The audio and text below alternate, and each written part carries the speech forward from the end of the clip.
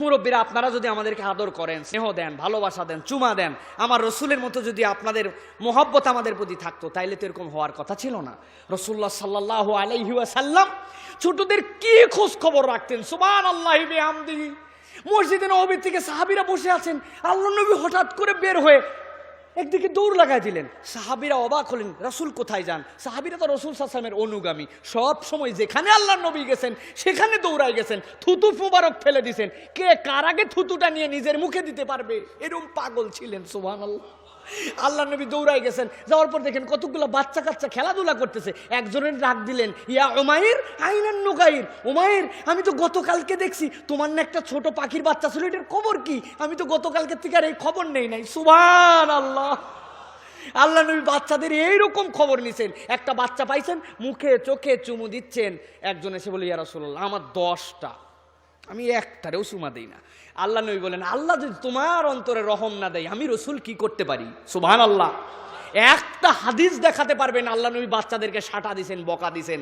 অনেকগুলো হাদিস বললে এখন ঝামেলার মধ্যে পড়ে যাবেন। নামাজের মধ্যে আল্লাহ নবী ওসামা, আল্লাহ নবীর পালক পুত্র জায়েদের ছেলে ছিলেন, কাদের মধ্যে তুলে নিতেন, সিজদার সময় বসায় রাখতেন, আবার নিতেন কাদের মধ্যে। দুই একবার কাদের মধ্যে বসছে, সিজদাকে সিজদা।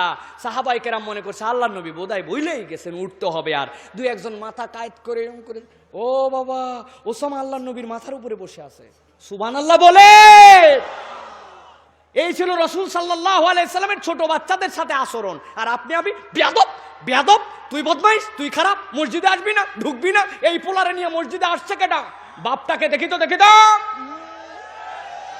বাপরে, গরম আছে কিনা? গরম দেওয়ার তালে আছে। কোন একটা মুসল্লি পকেটের মধ্যে মোবাইল রাখছে, আল্লাহর কি কাম ভুলে গেছে। আহা, মোবাইলটা একটু বাজতেছে, উনারও অস্বস্তি হচ্ছে, দুই একবার উপর দিয়ে চাপ দিয়েছে, বন্ধ হয় না। পাশের মুসল্লি, আল্লাহুম্মা সাল্লি আলা মুহাম্মাদ ওয়া আলা মুহাম্মাদ, খালি নামাজটা শেষক দেখাচ্ছে, আমি খেলা তো। আল্লাহুম্মা গফিরলি ওয়া লিওয়ালিদাইয়া, আবার বাজছে, দাঁড়া নাম। আসসালামু আলাইকুম ওয়া রাহমাতুল্লাহ। আসসালামু এই বেয়াদব কোথাকার, মাথা ঠিক নাই তোমার? মসজিদে কেমন করে আসতে হয় জানো না? আছে কিনা? আপনার আমার নবীর ক্যারেক্টার এরকম ছিল। প্রস্রাব করতে লেগে গেছে মসজিদের মধ্যে। দুই একজন সাহাবী চলে গেছেন, কাল্লা আলাদা করে দিব এক্ষুনি। আল্লাহ নবী থামো, যখন প্রস্রাব করে তাকে ঠেকায়ও না। বিজ্ঞান বলতেছে কোন একটা মানুষকে প্রস্রাব করার অবস্থায় টপ করে যদি আপনি থামায় দেন, ঠেকায় দেন, আর প্রস্রাব আটকায় গেলে চিরকাল আটকায় যেতে পারে, সে মারা যেতে পারে। থামো থামো থামো থামো। আল্লাহ নবী ঠেকায় দিলেন।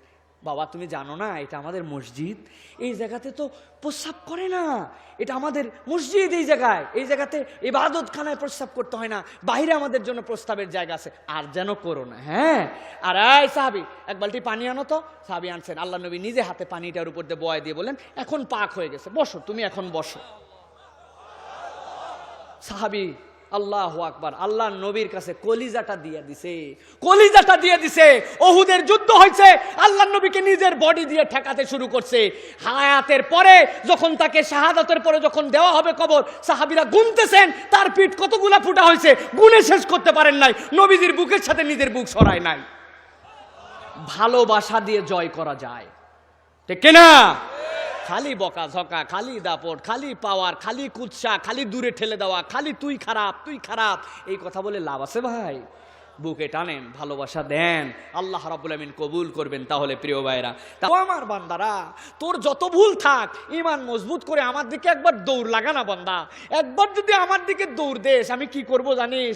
দুনিয়ার যত ধরনের পাপ, ঘোষণা টোষণা, পুলিশ বিডিআর যেখানে যায়, আসামিকে ধরার জন্য যায়। আর আমি আল্লাহ আমার আসামিকে চাই, আমার কাছে আয়, আমি আল্লাহ তোরে মাফ করে দিব।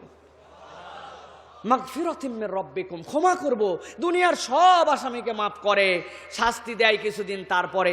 আর আমি আল্লাহ মাফ করার সাথে সাথে বলবো, আমার বান্দা কতই না কষ্ট পাইছে, আরে গুনাহ করার পরে কতই না অনুতপ্ত হয়েছে, কতই না মন খারাপ করেছিল।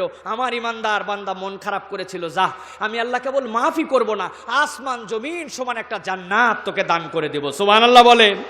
তাহলে আমার আল্লাহ দয়ার দিকে আমরা যাব না তো কোথায় যাব? আল্লাহ রাব্বুল আলামিনের জন্য এই জন্য ঈমান মজবুত করে, ঈমান বিশুদ্ধ করে যারা আল্লাহর দিকে চলবে, ইনশাআল্লাহ আল্লাহ আমাদেরকে মাফ করে দিবেন। বলেন আল্লাহুম্মা আমিন।